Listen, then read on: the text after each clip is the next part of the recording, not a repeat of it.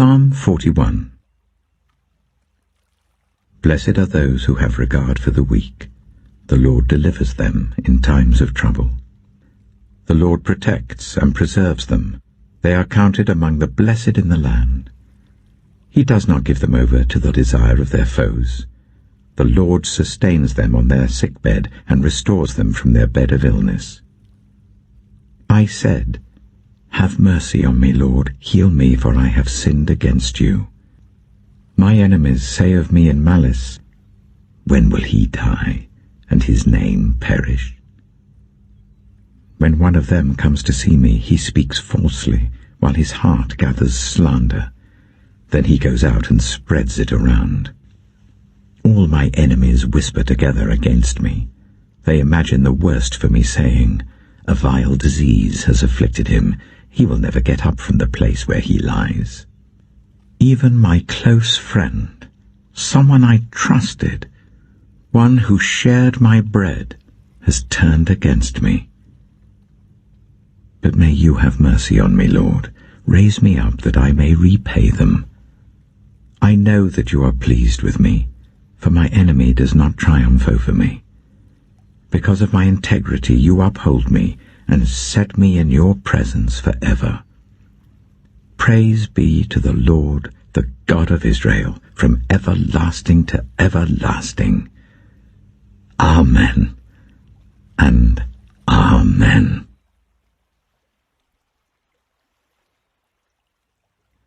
Proverbs chapter 10. The Proverbs of Solomon.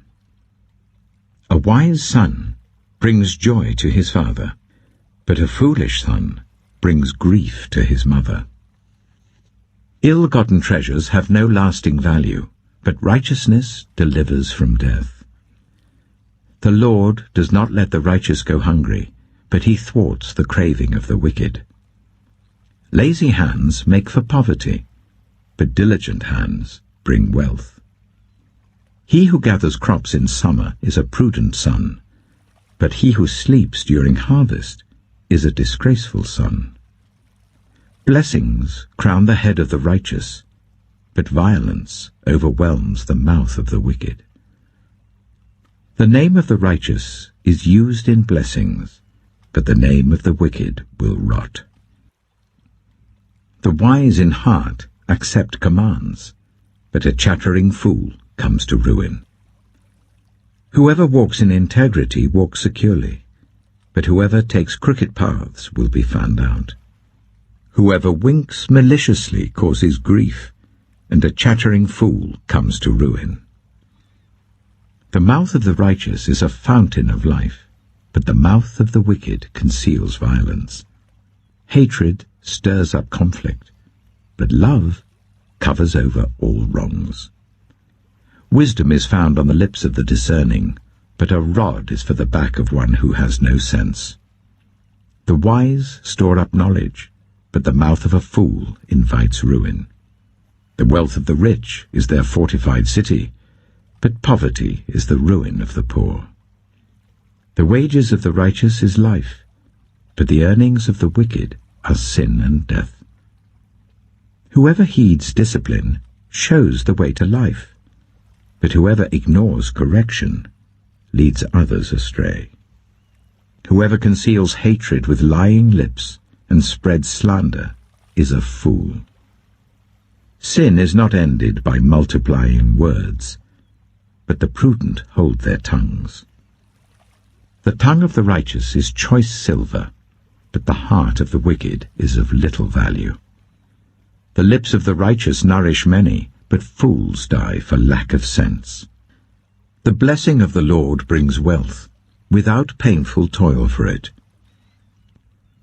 A fool finds pleasure in wicked schemes, but a person of understanding delights in wisdom.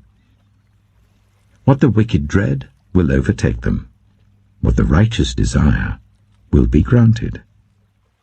When the storm has swept by, the wicked are gone, but the righteous stand firm forever.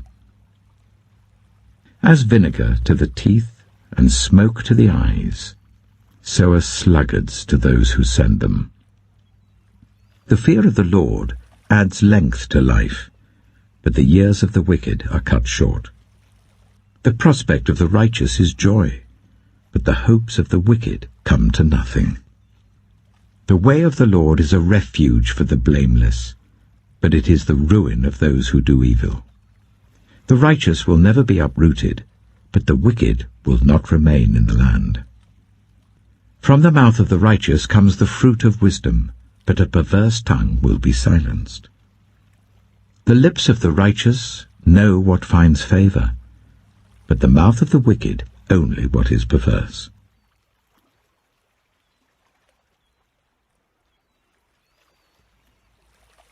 Mark chapter 13. As Jesus was leaving the temple, one of his disciples said to him, "Look, teacher, what massive stones, what magnificent buildings." "Do you see all these great buildings?" replied Jesus. "Not one stone here will be left on another. Everyone will be thrown down." As Jesus was sitting on the Mount of Olives opposite the temple, Peter, James, John, and Andrew asked him privately, "Tell us, when will these things happen?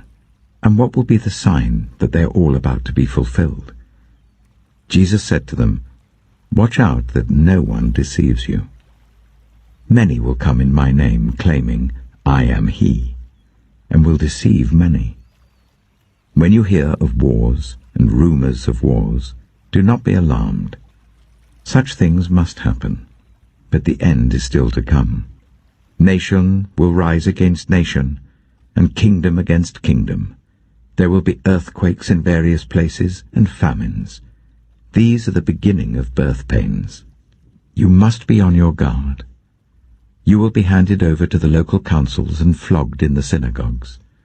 On account of me, you will stand before governors and kings as witnesses to them, and the gospel must first be preached to all nations.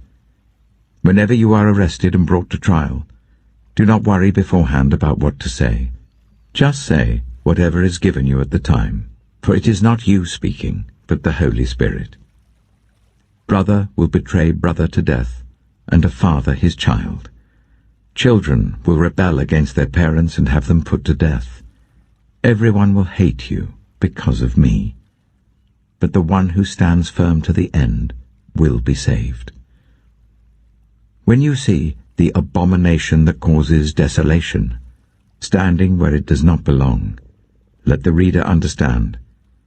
Then let those who are in Judea flee to the mountains. Let no one on the housetop go down or enter the house to take anything out. Let no one in the field go back to get their cloak. How dreadful it will be in those days for pregnant women and nursing mothers. Pray that this will not take place in winter, because those will be the days of distress, unequaled from the beginning, when God created the world until now, and never to be equaled again. If the Lord had not cut short those days, no one would survive. But for the sake of the elect whom he has chosen, he has shortened them. At that time, if anyone says to you, "Look, here is the Messiah," or "Look, there he is," do not believe it.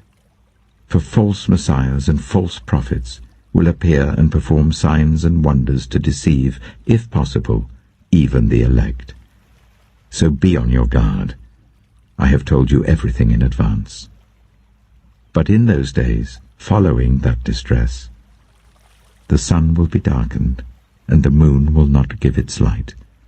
The stars will fall from the sky, and the heavenly bodies will be shaken. At that time, people will see the Son of Man coming in clouds with great power and glory, and he will send his angels and gather his elect from the four winds, from the ends of the earth to the ends of the heavens. Now learn this lesson from the fig tree. As soon as its twigs get tender and its leaves come out, you know that summer is near. Even so, when you see these things happening, you know that it is near, right at the door. Truly I tell you, this generation will certainly not pass away until all these things have happened. Heaven and earth will pass away, but my words will never pass away. But about that day or hour, no one knows, not even the angels in heaven, nor the Son, but only the Father.